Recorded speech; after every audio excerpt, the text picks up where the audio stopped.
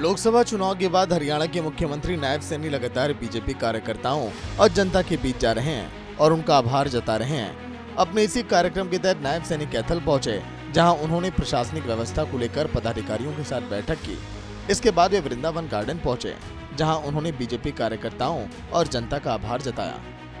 कार्यक्रम को संबोधित करते हुए मुख्यमंत्री नायब सैनी ने कांग्रेस पर जमकर हमला बोला और झूठ बोलकर जनता को गुमराह करने का आरोप लगाया।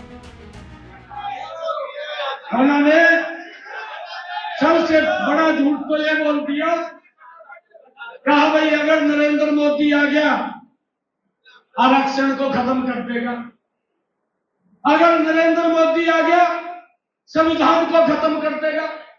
बड़े दिए बड़े लोग हमारे आ जाते हैं बात में, और यूं भी कह दिया जाएगा अगर बीजेपी वाले आएंगे का हम आनी होना है। भाइयों मैं इसी करके कह रहा हूं कि हमने अपनी स्ट्रेटजी को बदलना है। इस दौरान नायब सैनी ने कांग्रेस के शासनकाल में किए गए नौकरी के वादों पर भी निशाना साधा और युवाओं को धोखा देने का आरोप लगाया।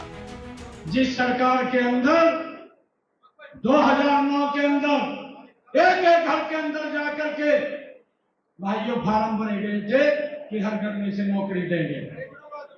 उसके बाद 5 साल वो व्यक्ति मंत्री रहा। मैं आज उसको भी पूछना चाहता हूं, उस समय में जो कांग्रेस का मुखिया था उसको भी पूछना चाहता हूं कि भाई मैं जब बार बार ये बात कह रहा हूं कि आप लोग प्रदेश के युवाओं के बीच में जाकर के, मैं इसको भी कह रहा हूं ये बताने का काम करे जिस सरकार के अंदर ये मंत्री था हमने कितनी नौकरी दी है, किस आधार के ऊपर दी है, यह भी बताने का काम करें। अरे गरीब व्यक्ति का वोट ले जाते थे, घूमता रहता था, उसके कपड़ों में से बदबू आती थी जब मिलने के लिए जाता था, नौकरी नहीं मिलती थी।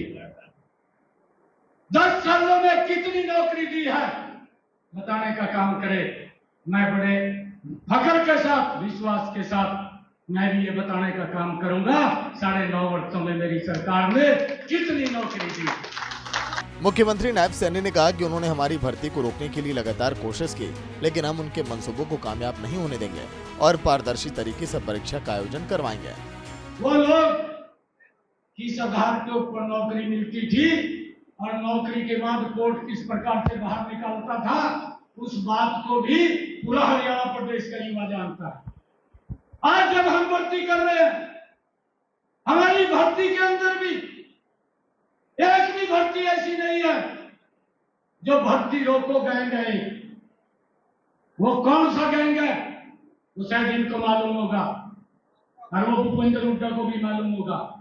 क्यों भर्ती रोको गैंग कौन सा है जो लगातार हर भर्ती को कोर्ट में लेकर के जाता है, परंतु हम ट्रांसपेरेंसी आधार के ऊपर दे रहे हैं। 1 महीना रुकेगी, 2 महीने रुकेगी, हमने कोई गलत काम तो किया नहीं, युवाओं को फिर नौकरी लग जाए।